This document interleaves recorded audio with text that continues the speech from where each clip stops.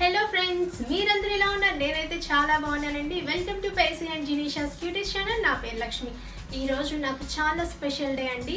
ఈరోజు May 30 మా marriage day. So నేను ఈరోజు మీకోసం ఒక స్పెషల్ డిష్ని అయితే నేను తయారు చేశాను. మీకోసమనే కాదండి, మా కోసం కూడా. అదేంటో కాదండి, కుడుము బూరెలు. యాక్చువల్గా కొంతమంది వాటిని ఆవిరి బూరెలు కూడా అని అంటారు. ఈరోజు వాటితో పాటు మా పిల్లలు మా కోసం డ్యాన్స్ చేసి మమ్మల్ని ఎంటర్టైన్ చేశారండి. ఆ వీడియోని కూడా నేను ప్లే చేద్దాం అనుకుంటున్నాను. సో మీ అందరూ తప్పకుండా చూడండి. ఇంగ్రీడియంట్స్ చూద్దాము. సాల్ట్ చిటికెడు వేసుకోవాలండి. ఎప్పుడు కూడా మనం స్వీట్స్ తయారు చేసేటప్పుడు కొంచెం సాల్ట్ యాడ్ చేస్తే స్వీట్నెస్ని బ్యాలెన్స్ చేసి చాలా టేస్టీగా ఉంటుంది. అలాగే ఇలాచీ పౌడర్ చేసుకొని యాడ్ చేసుకోవాలి. డీప్ ఫ్రైకి సరిపడా ఆయిల్,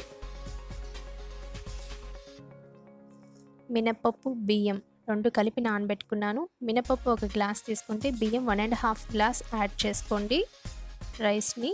అలాగే పెసరపప్పు 1 గ్లాస్ నేను ముందుగానే నానబెట్టి పెట్టుకున్నాను. ఒక 4 to 5 hours నానబెట్టుకోవాలండి.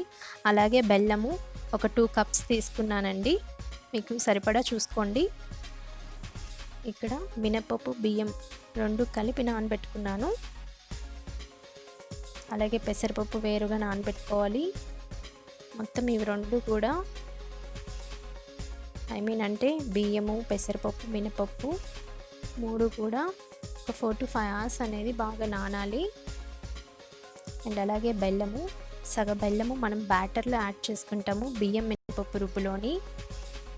అలాగే సగము బూరెలు కావాల్సిన పెసరపప్పులో యాడ్ చేస్తాం.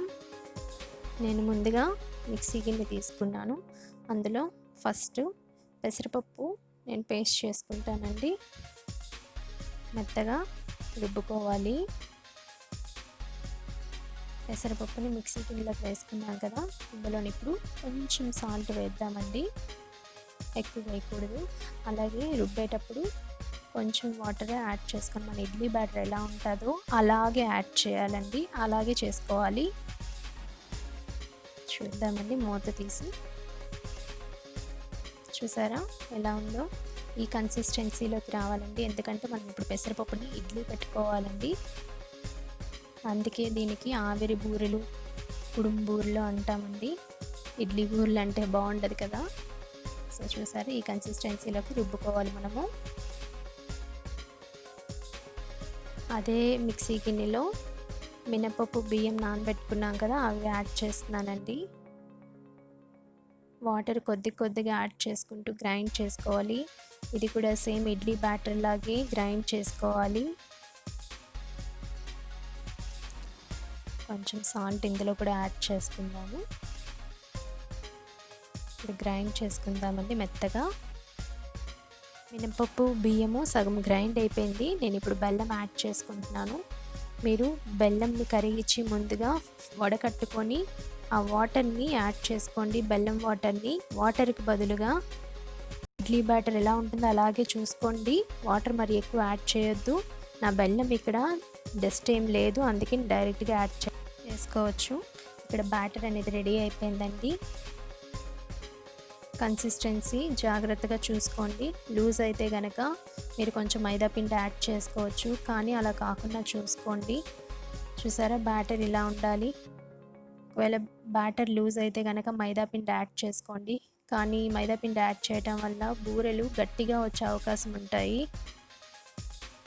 ముందుగా గ్రైండ్ చేసి పెట్టుకున్న పెసరపప్పుని నేను ఇప్పుడు ఇడ్లీ మౌల్డ్స్లోకి వేస్తున్నానండి.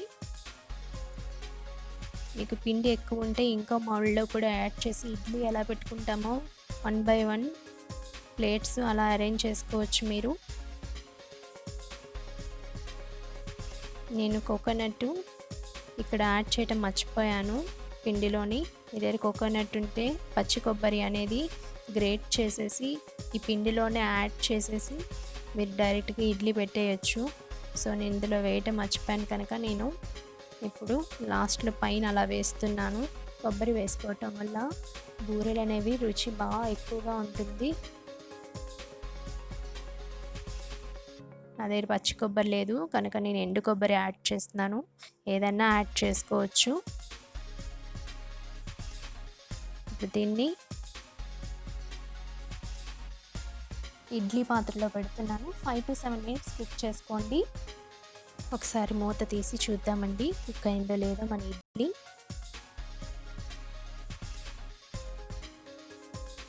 మీ దగ్గర స్పూన్ ఉంటే స్పూన్ తోటో లేకపోతే నైఫ్ తోటి ఇలా చెక్ చేసుకోండి. నైఫ్కి ఏమైనా అంటుకుంటే ఇంకొంచెం ఉడకాలని, పిండి ఏమాత్రం అంటుకోకుండా ఉంటే కనుక మన ఇడ్లీ రెడీ అయిపోయింది అని అర్థం.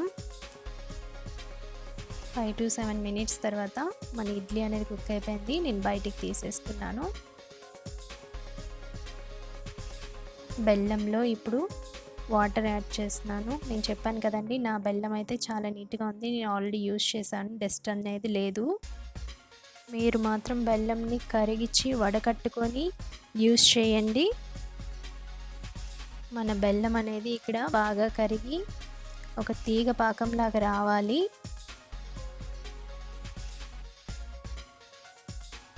మరుగుతుంది.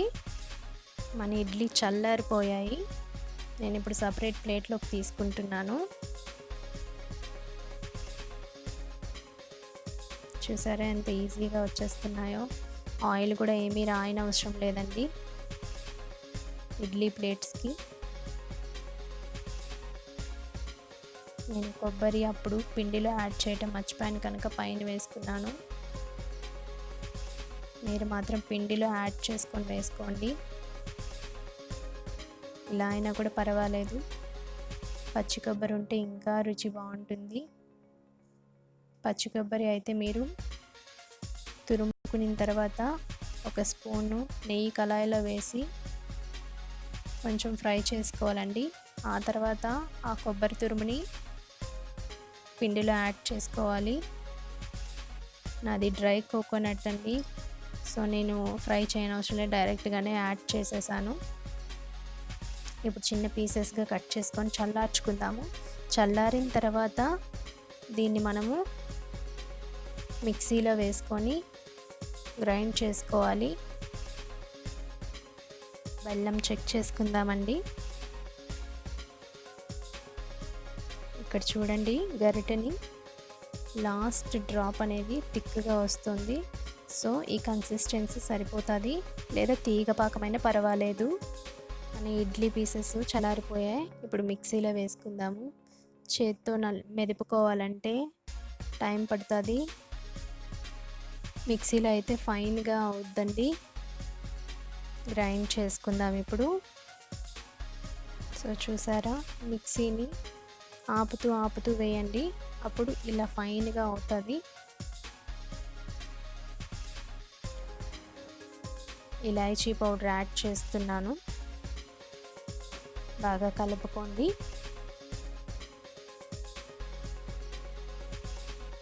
మనం ఇందాక తయారు చేసి పెట్టుకున్న బెల్లం సిరప్ అనేది యాడ్ చేస్తున్నానండి. ఆల్రెడీ నేను ఫస్ట్ ఒక గరిటె యాడ్ చేసేసాను. సో క్లిప్ అనేది కొంచెం పాస్ అయ్యింది, పర్వాలేదు. కొంచెం కొంచెం యాడ్ చేసుకుంటూ ఉండండి. బెల్లం సిరప్ వేసుకుంటా కలుపుకోండి. మనకి బూరెలకి ఉండలు అయ్యేలాగా చూసుకోవాలండి. నాకు ఇక్కడ 5 to 6 గరిటెలు అనేవి పట్టింది బెల్లం సిరప్. అండ్ నెయ్యి యాడ్ చేస్తున్నాను. మంచి ఫ్లేవర్, మంచి టేస్ట్ వస్తుంది నెయ్యి యాడ్ చేస్తే. ఇప్పుడు పిండిని ఉండలుగా చేసుకుందాము. మీకు ఎంత సైజులో కావాలో అంత సైజులో చేసుకోండి.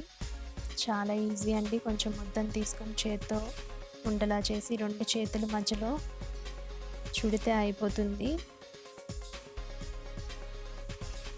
మళ్ళీ చూడండి, చూపిస్తున్నాను. చాలా ఈజీ, అంతే. నెయ్యి కూడా రాయనవసరం లేదండి చేతులకి.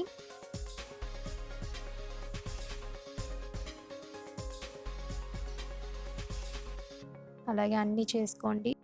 మొత్తం పిండి అంతా ఉండలు చేసుకొని పక్కన పెట్టుకున్నాను. ఒకసారి బూర్లి పిండిని కలుపుకుందాము.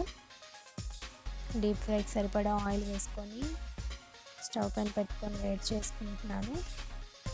ఆల్రెడీ ఆయిల్ అయితే మరిగిపోయింది.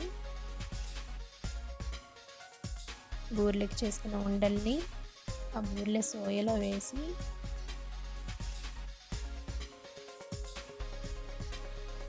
మరుగుతున్న ఆయిల్లో వేయాలండి. జాగ్రత్తగా చూసుకొని వేసుకోండి.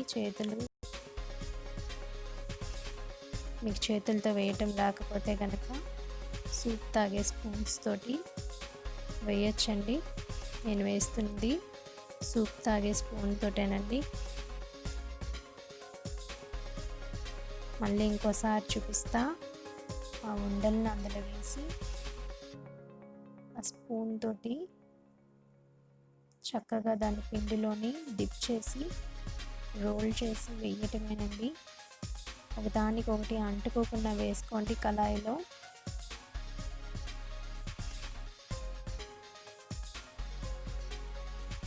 కలుపుకుందాము. బాగా వేగాలి బూరెలు అనేవి.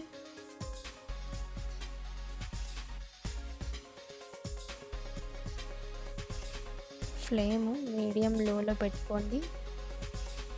అప్పుడే మన బూరెలు అనేవి బాగా వేగుతాయి. లేకపోతే లోపల పచ్చిగా ఉండిపోతాయి, పైనంత కలర్ వచ్చేస్తాయి. హై ఫ్లేమ్లో కనుక పెట్టేటట్లయితే. సో మన స్టవ్ మీడియం లోలో ఉండాలి. ఇక్కడ నా బూరెలు వేగిపోయాయి. నేను తీసుకుంటున్నాను సపరేట్ ప్లేట్లోకి. చూసారు ఎంత కలర్ఫుల్గా కనిపిస్తున్నాయో. చాలా బాగా వచ్చాయి. ఎక్కడ కూడా చీలలేదండి బూరె అనేది. సాఫ్ట్ ఉడుము బూరెలు రెడీ అయిపోయాయి. ఎలా వచ్చాయో మీకోసం నేను చూపిస్తున్నాను. చాలా వేడిగా ఉన్నాయండి. నాకు చేతులు అయితే కాలుతున్నాయి. చూసారా ఎంత సాఫ్ట్గా ఉన్నాయో. బాగా ఫ్రై అయ్యాయి. బూరెలు వేసేగా మిగిలిపోయిన పిండి ఉంటుంది కదండి, దాన్ని బోండాల్లాగా వేసేయొచ్చండి. ఇందులో స్వీట్ సరిపోతే కనుక బెల్లం పాకం చేసుకున్నాం కదా, అది యాడ్ చేసుకోవచ్చు. ఇవి కూడా బాగుంటాయండి తినటానికి. చాలా రుచిగా ఉంటాయి ఇవి కూడా. ఇప్పుడు కూడా మనం బూరెలు చేసేటప్పుడు మనకి ఆ బూరెల పిండి అనేది మిగిలిపోతుంది. దాన్ని ఇలా మనము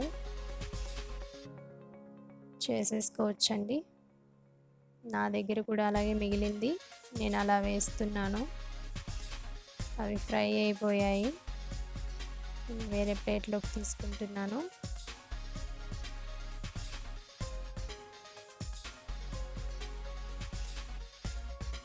ఇందులో కొంచెం బెల్లం అయితే పడుతుంది, వేసుకోండి. ఇందాక మనం వేసింది బెల్లం అనేది బూరెల్లోని పిండిలో రెండింట్లో వేసాం కనుక సరిపోతుంది. ఇది సపరేట్గా వేస్తున్నాం కనుక కొంచెం బెల్లం అయితే యాడ్ చేసుకోండి. రెడీ అయిపోయాయి ఇవి కూడా. మనం పిల్లల డాన్స్ చూద్దాం రండి.